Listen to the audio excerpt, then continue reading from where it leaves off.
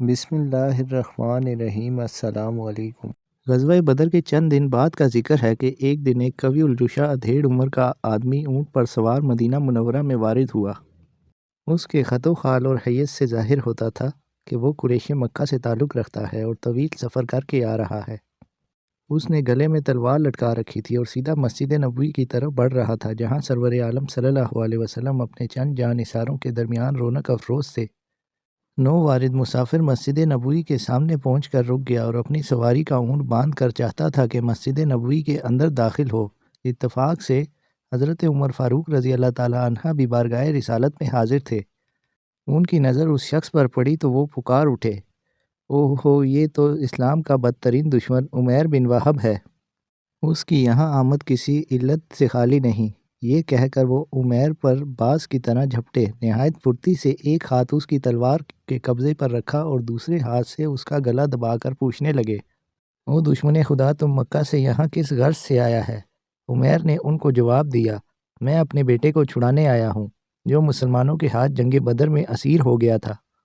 حضرت عمر رضی اللہ تعالیٰ عنہ کو اس کی بات پر یقین نہ آیا اور وہ اس کو کھینچتے ہوئے سرور عالم صلی اللہ علیہ وسلم کے پاس لے گئے۔ حضور صلی اللہ علیہ وسلم نے حضرت عمر رضی اللہ تعالیٰ عنہ سے فرمایا، عمر، اس کو چھوڑ دو۔ انہوں نے تعمیل ارشاد کی۔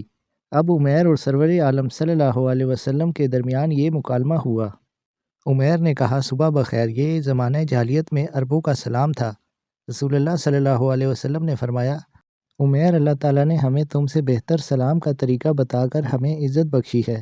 ہم السلام علیکم کہتے ہیں اور یہ اہل جنت کا سلام ہے۔ عمیر نے کہا، آپ کا سلام ہمارے سلام سے کوئی زیادہ مختلف تو نہیں، لیکن آپ اپنے مشن میں نئے ہیں۔ رسول اکرم صلی اللہ علیہ وسلم نے ارشاد فرمایا، کس ارادے سے آئے ہو؟ عمیر نے کہا، اپنے بیٹے کی خبر لینے آیا ہوں جو آپ کی قید میں ہے، اور پھر آپ سے ہماری قرابت داری بھی تو ہے۔ رسول اکرم صلی اللہ علیہ وسلم نے فرمایا، گلے میں تلوار کیوں حمائل کر رکھی ہے؟ عمیر نے کہا، خدا ان تلواروں کو غارت کرے، انہوں نے بدر میں آپ کا کیا بگاڑ لیا؟ اے صاحب، کیا بتاؤں، سواری سے اترتے وقت خود فراموشی کے عالم میں اسے گلے سے اتارنا بھول گیا۔ رسول اکرم صلی اللہ علیہ وسلم نے ارشاد فرمایا، اے عمیر، سچ کہو، یہاں کس ارادے سے آئے ہو؟ مکہ میں صفوان بن امیہ سے ہجر میں کیا طے ہوا تھا؟ عمیر نے گھبرا کر کہا، صفوان سے کیا طے ہوا تھا؟ آپ جو ایسا فرما رہے ہیں تو آپ ہی بتائیے۔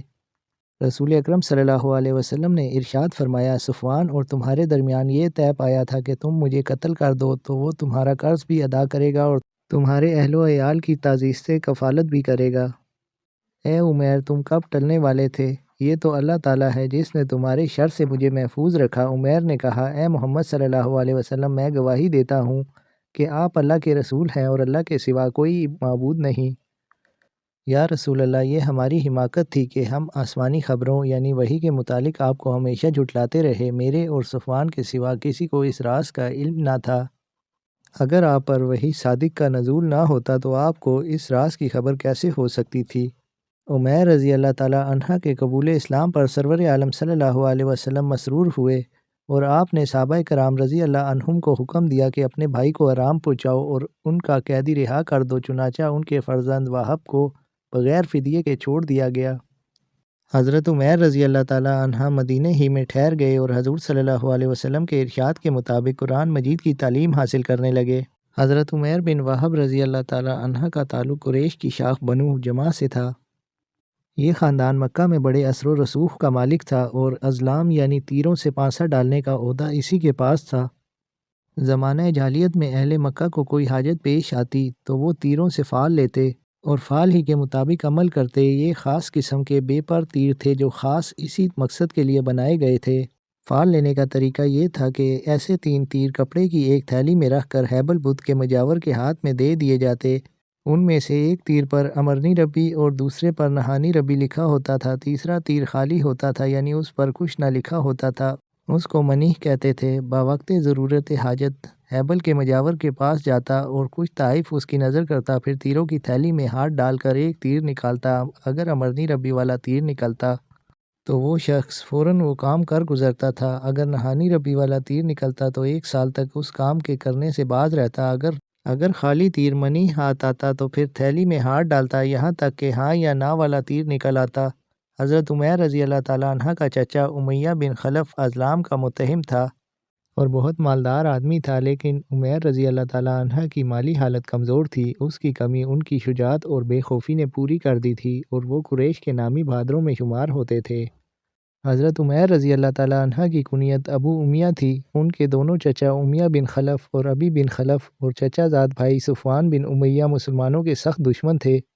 حضرت عمیر رضی اللہ تعالیٰ عنہ کی اسلام دشمنی کا بھی یہی عالم تھا۔ سن 2 ہجری میں غزوہ بدر پیش آیا تو حضرت عمیر رضی اللہ تعالیٰ عنہ اور ان کا بیٹا وہب دونوں مشرکین قریش کے لشکر میں شامل ہو کر بدر پہنچے۔ ارباب سیر کا بیان ہے کہ مسلمانوں کی قوت کا اندازہ لگانے کے لیے وہی نکلے تھے۔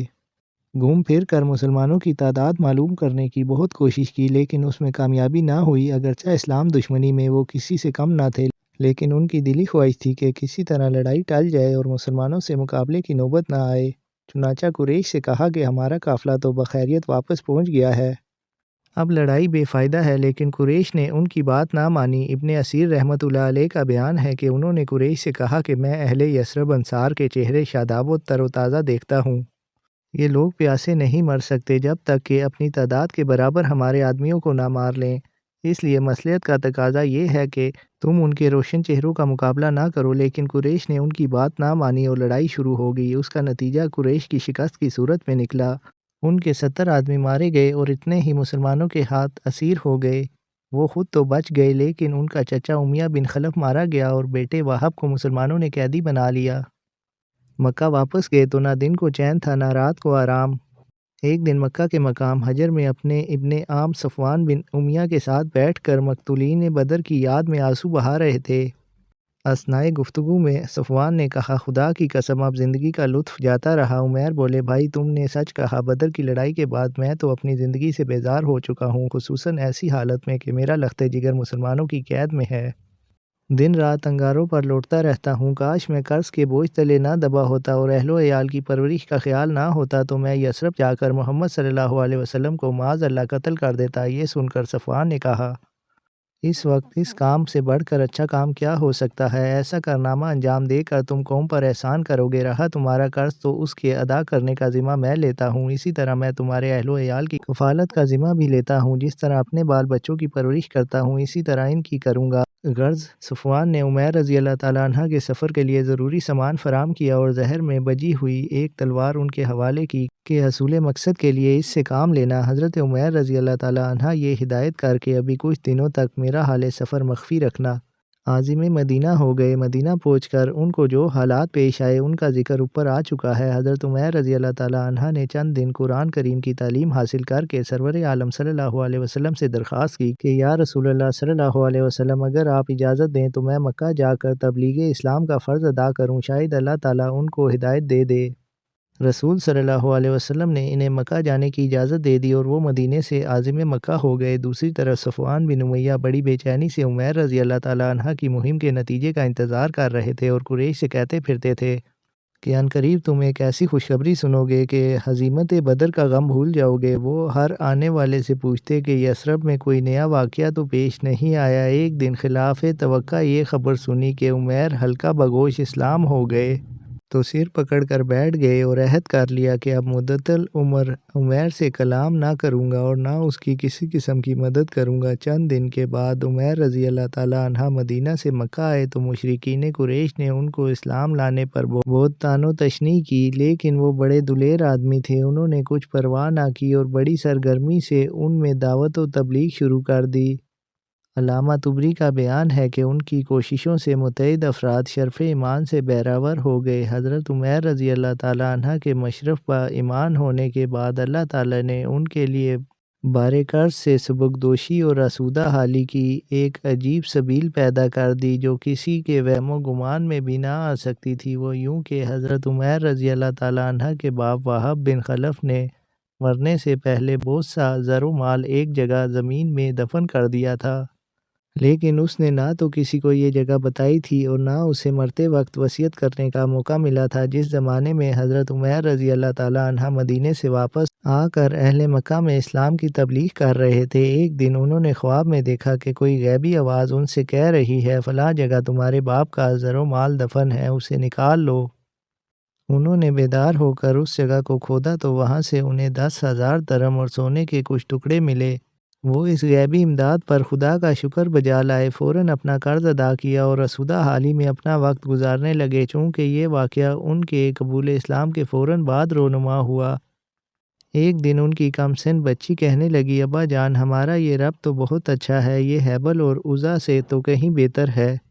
ابھی ہم نے چند ہی روز سے اس کی بندگی شروع کی تھی کہ اس نے ہم کو اتنی بڑی دولت عطا کر دی۔ ہیبل اور عزا نے ہمیں کبھی کچھ نہ دیا تھا۔ مکہ میں چند ماہ قیام کے بعد حضرت عمیر رضی اللہ عنہ ہجرت کر کے مدینہ منورہ چلے گئے اور وہیں مستقل سکونت اختیار کر لی۔ حضرت عمیر بن وہب رضی اللہ تعالیٰ عنہ نے حضرت عمر رضی اللہ تعالیٰ عنہ کے دور خلافت کے آخر میں وفات پائی۔ اللہ تعالیٰ کی ان پر بے شمار رحمتیں نازل ہوں، آمین یا رب العالمین۔